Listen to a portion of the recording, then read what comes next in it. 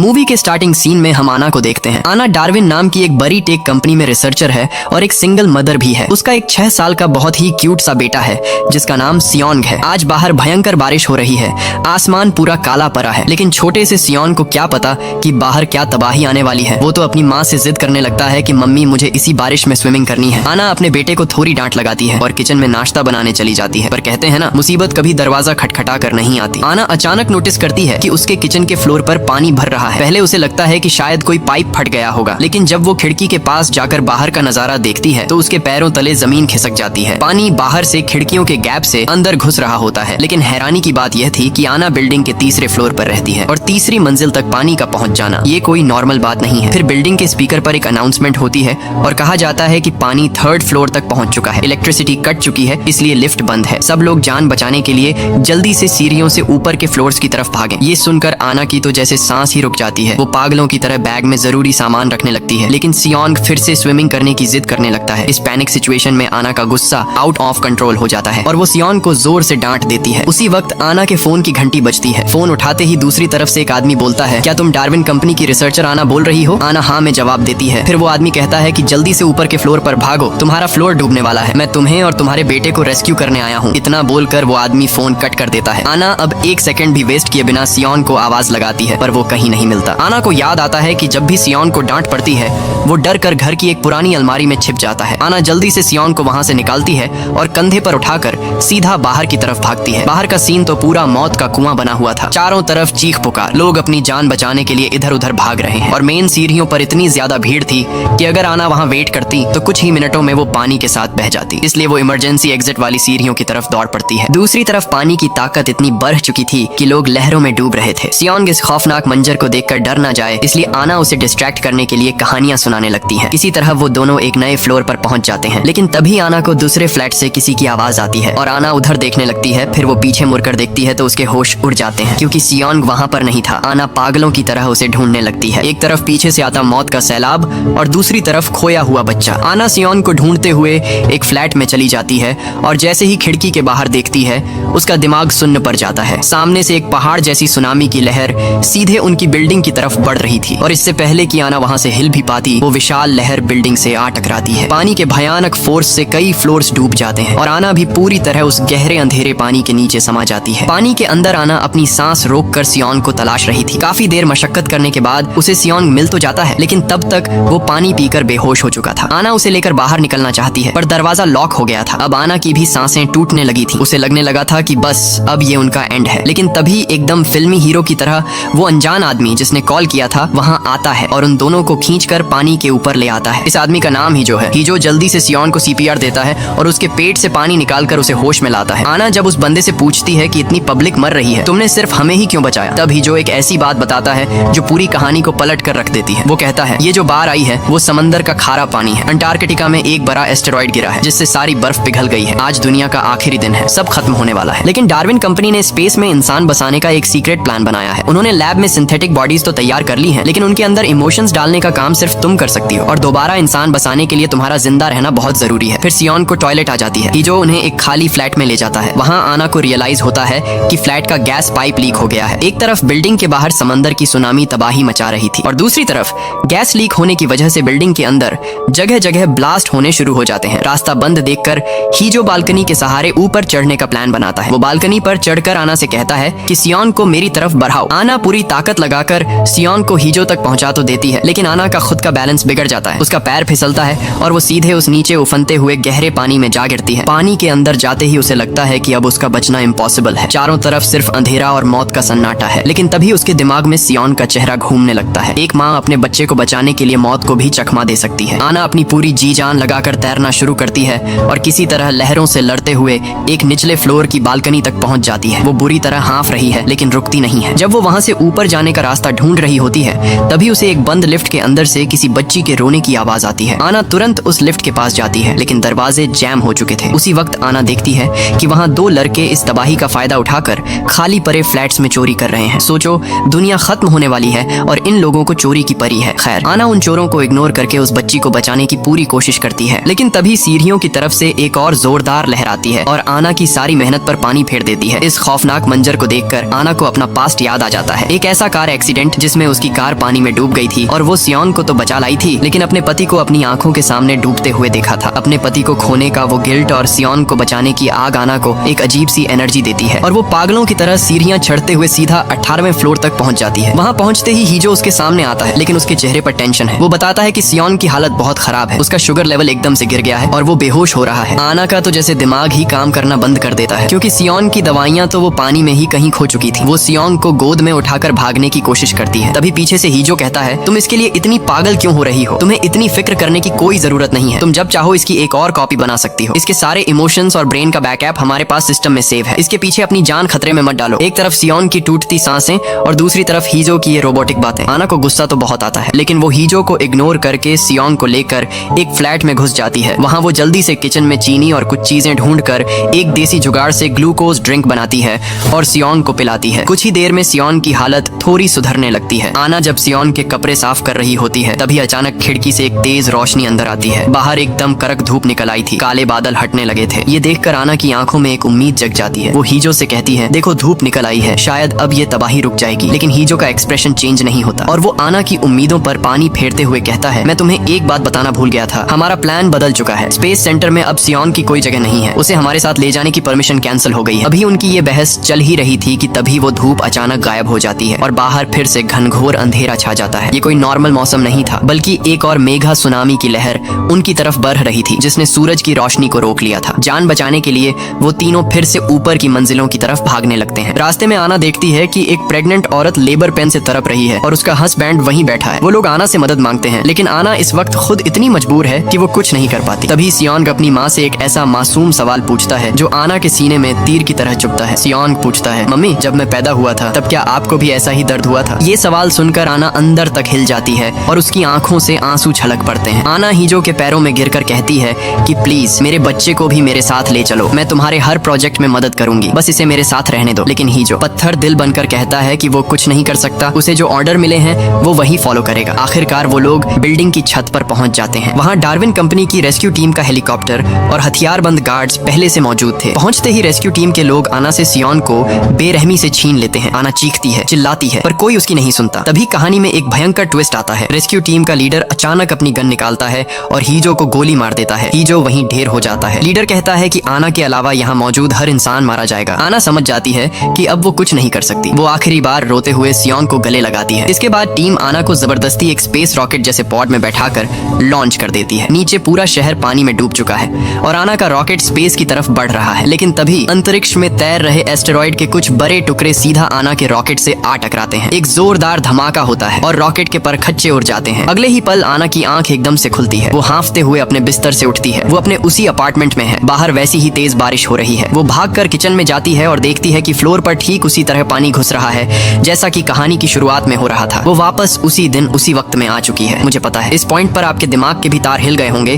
कि भाई ये चल क्या रहा है? क्या वो जो कुछ भी हुआ वो सिर्फ एक बुरा सपना था या आना किसी खौफनाक टाइम लूप में फंस चुकी है? आप लोग थोड़ा सब्र करो, मैं सब कुछ क्लियर कर दूंगा। आना पूरी तरह शॉक में है। उसे कुछ समझ नहीं आ रहा था कि ये सब क्या हो रहा है। लेकिन इस बार एक अजीब चीज होती है। जब आना जल्दबाजी में बैग पैक कर रही थी, तब सियोंग उसे अपने टैबलेट पर कुछ दिखाने की कोशिश कर रहा होता है। वो अपनी मासूम सी आवाज में कहता है कि मम्मी मैंने सपने में एक बहुत डरावनी चीज देखी है और ये उसकी ड्राइंग है। लेकिन आना इस वक्त इतनी पैनिक में थी कि वो उसकी बातों पर बिल्कुल ध्यान नहीं देती और अपना सामान बाहर निकालने लगती है। पिछली बार की तरह सियोंग फिर से डरकर उसी पुरानी अलमारी में छिप जाता है। आना उसे ढूंढकर बाहर निकालती है, लेकिन इस बार वो वार्निंग देती है कि चाहे कुछ भी हो जाए तुम मेरा हाथ नहीं छोड़ोगे और अगर कोई तुम्हें अपने साथ ले जाना चाहे तो तुम उसके साथ बिल्कुल नहीं जाओगे। फिर सियोंग पूछता है, मम्मी एक बात बताओ, मेरी उम्र काफी दिनों से 6 साल ही क्यों है? मैं बड़ा क्यों नहीं हो रहा? हर रोज मेरी उम्र 6 साल पर ही क्यों रुक जाती है? लेकिन आना के पास इस वक्त इन बातों के बारे में सोचने का टाइम नहीं था। वो बिना देर किए सियोंग को कंधे पर उठाती है और छत की तरफ भागने लगती है। जब वो लोग एक फ्लोर पर पहुंचते हैं तो पिछली बार की तरह हीजो दूर से आना को आवाज लगाता है। पिछली बार आना ने उसे जवाब दिया था, लेकिन इस बार आना डिसाइड करती है कि वो हीजो की बात नहीं सुनेगी। वो उसे इग्नोर करके सियोंग को लेकर दूसरी तरफ भागने लगती है। लेकिन मौत से तुम कितनी बार बचोगे? तभी एक विशाल और खौफनाक लहर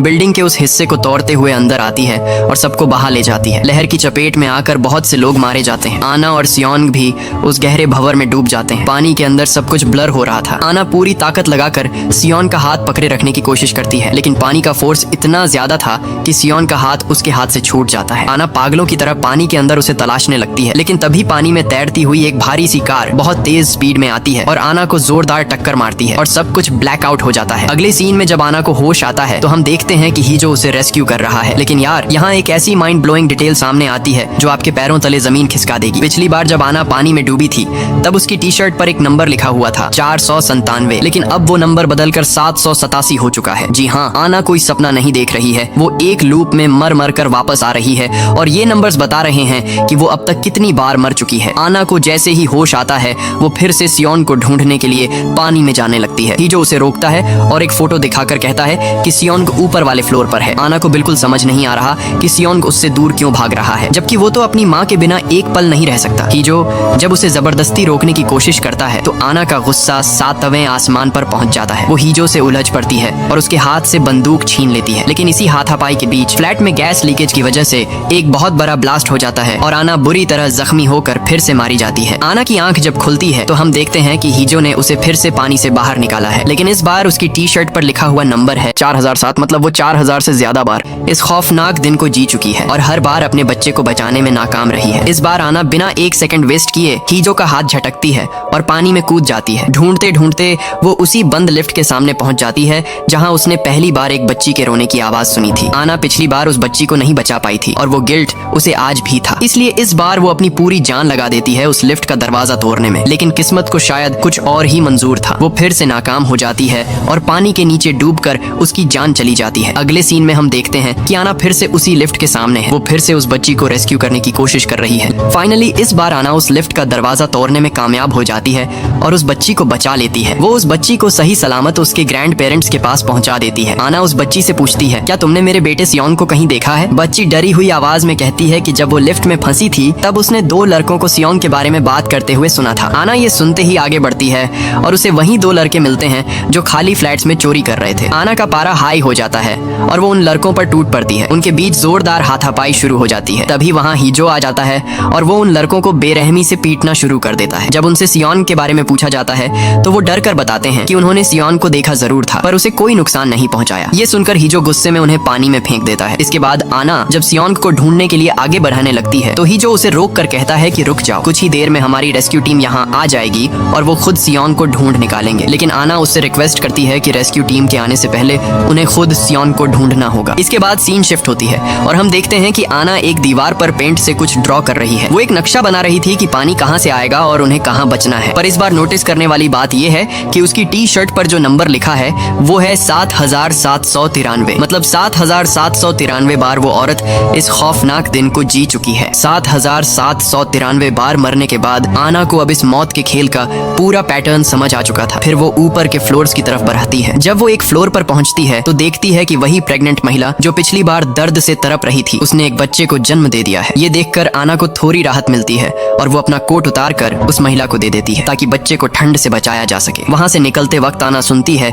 कि वो महिला अपने पति से कह रही है, पता है मैंने कल रात एक बहुत अजीब सपना देखा था। मैंने देखा कि पूरा शहर एक भयंकर सुनामी में बह गया है लेकिन हम लोग बच गए हैं। ये बात सुनते ही आना को याद आता है कि आज सुबह सोकर उठने के बाद सियोंग ने भी तो उससे यही कहा था कि उसने सपने में कुछ डरावना देखा है और उसकी ड्राइंग बनाकर आना के फोन पर सेंड की है। और उस वक्त जल्दबाजी में आना ने फोन चेक नहीं किया था। आना कांपते हुए हाथों से अपनी जेब से मोबाइल निकालती है और जैसे ही वो तस्वीरें चेक करती है उसके पैरों तले जमीन खिसक जाती है। स्क्रीन पर जो ड्राइंग थी वो कोई नॉर्मल बच्चे की ड्राइंग नहीं थी, वो बिल्कुल वही सेम टू सेम नजारा था जो सियोंग ने पहली बार बेहोश होते वक्त देखा था। और सबसे ज्यादा हैरान और खौफजदा करने वाली बात ये थी कि सियोंग ने वो सेम फोटो 1 या 2 बार नहीं बल्कि हजारों बार सेंड की थी। हर लूप में वो बच्चा उस खौफनाक मौत को महसूस कर रहा था और वो दर्द उसके दिमाग में रिकॉर्ड हो रहा था। कहानी अब पूरी तरह से एक माइंड बेंडिंग टाइम लूप और पैरेलल रियलिटी की तरफ इशारा कर रही थी। आना अब समझ जाती है कि सियोंग सुबह उसे बार बार क्यों बोल रहा था कि उसकी उम्र पिछले कई दिनों से 6 साल पर ही क्यों रुकी हुई है, क्योंकि वो बच्चा इस लूप को तोड़ नहीं पा रहा था। आना बिना एक भी सेकंड वेस्ट किए सीधा लास्ट फ्लोर की तरफ भागती है। उसे पता था कि सियोंग हमेशा उसी पुरानी अलमारी में छिपता है, लेकिन जब वो भागकर